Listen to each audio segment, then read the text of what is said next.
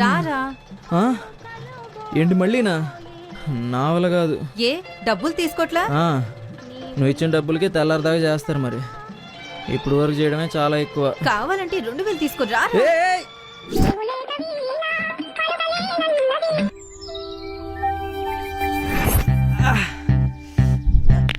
అమ్మా 210 మెసేజెసా? అంటే ఇంకా ఇంతమందిని సాటిస్ఫై చేయాలా?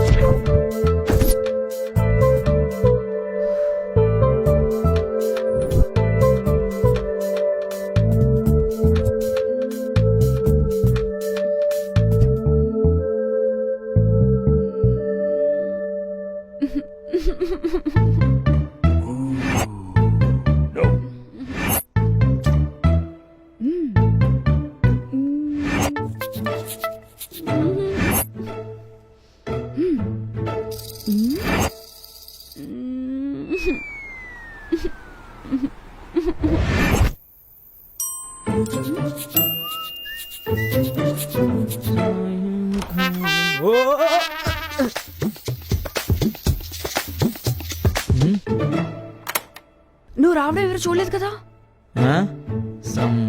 40 years ఆంటీ. పుష్పాంటి చూసేసిందా? పద పద పద. ఆగాగు, నేనేదో సరదాగా అన్నాను. పుష్ప ఆంటీ బాగుంటుందా? కంఫర్ట్గానే ఉంది.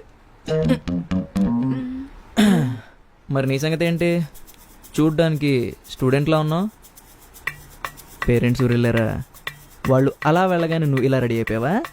చూడు పాప, ఈ ఏజ్లో ఇలాంటి ఫీలింగ్స్ రావడం కామనే, కానీ ఇలా చేయడం తప్పు. సరే కానీ మాలాంటి వాళ్ళు కూడా బతకాలి కాబట్టి ఇలా సోషల్ సర్వీస్ చేయడం తప్పు కాదనుకో. సరే రా, ఇంకా తొందరగా కానిచ్చేసి పడుకున్నా. అసలే నేను రాత్రి కూడా నిద్రలేదు.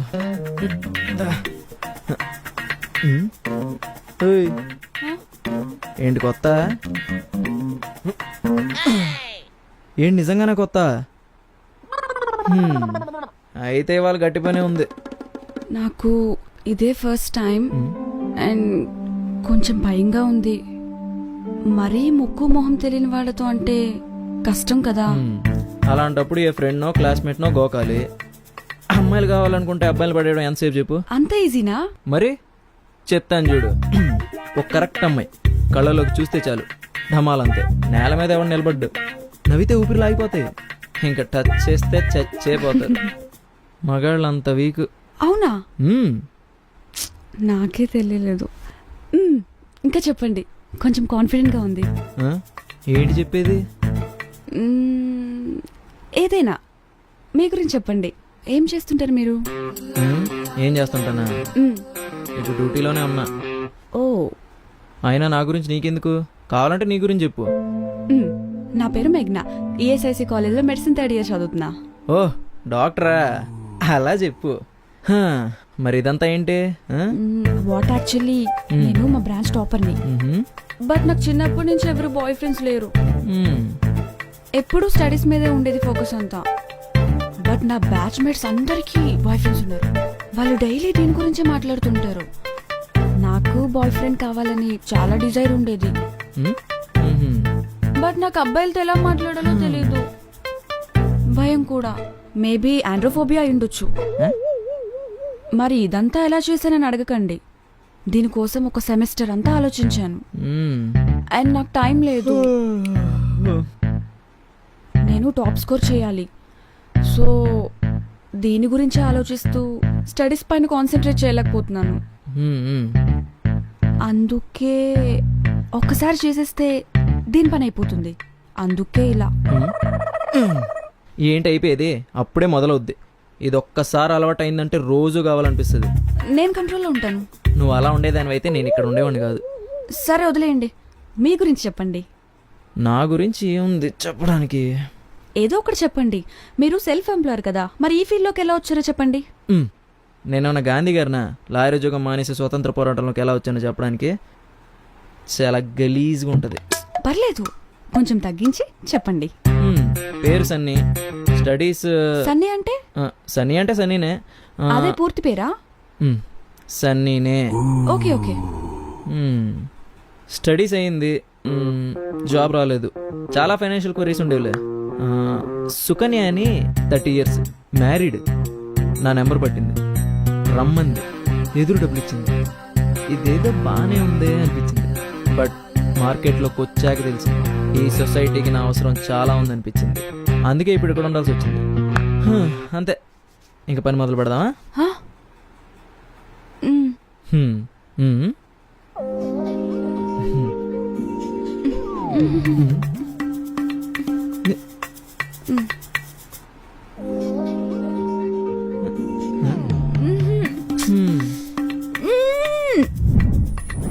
ఏంటిది? అసలు ఇవాళ చేసే ఉద్దేశం ఉందా లేదా? నాకు చాలా భయంగా ఉంది. మంచిది, నేను పడుకుంటున్నాను. మార్నింగ్ 6 o'clock లేపు. 3 వస్తే ఈ గ్యాప్లో ఎప్పుడైనా లేపు. Good night. ఏం చేయాలి? అప్పుడే పడుకున్నాడా?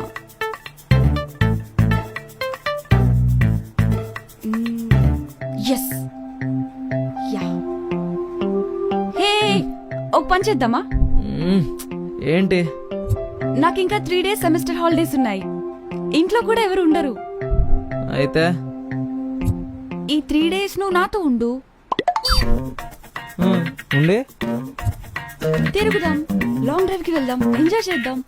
3rd day నువ్వు చేసేసి వెళ్ళిపో. దట్ విల్ బి నైస్ కదా? ఏంటి నైస్? అస్సలు కుదరదు. 3 days నీతో ఉంటే నా కస్టమర్స్ ఏమైపోవాలి? అందులోనూ రెగ్యులర్ కస్టమర్స్ ఉన్నారు. వాళ్ళకి ఒక్క రోజు కనబడిపోతేనే అల్లల్లాడిపోతారు.